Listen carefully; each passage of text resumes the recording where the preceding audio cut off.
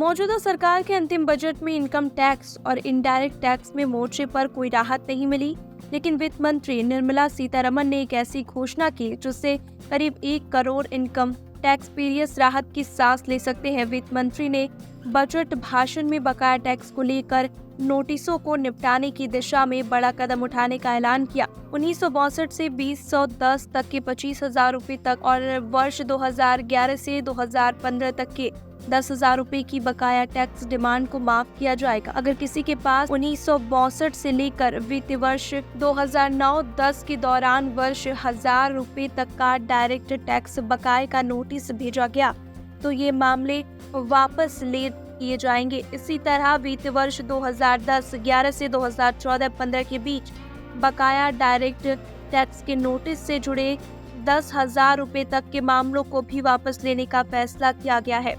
निर्मला सीतारमण ने कहा कि इस कदम से करीब 1 करोड़ टैक्स पेयर्स को फायदा होगा। उन्होंने कहा कि सरकार नागरिकों के लिए इंच ऑफ लिविंग बढ़ाने को लेकर प्रतिबद्ध है और हमारा ये कदम इस दिशा में एक और कदम है।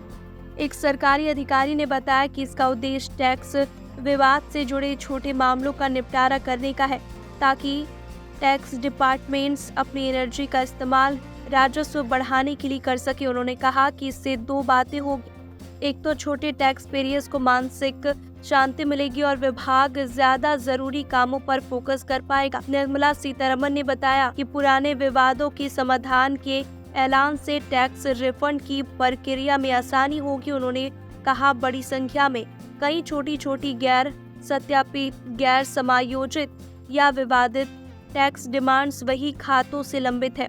इनमें से कई डिमांड्स तो वर्ष 1962 तक के हैं। इसकी वजह से ईमानदार करदाताओं को परेशानी होती है तथा रिफंड जारी करने की प्रक्रिया में भी बाधा आती है।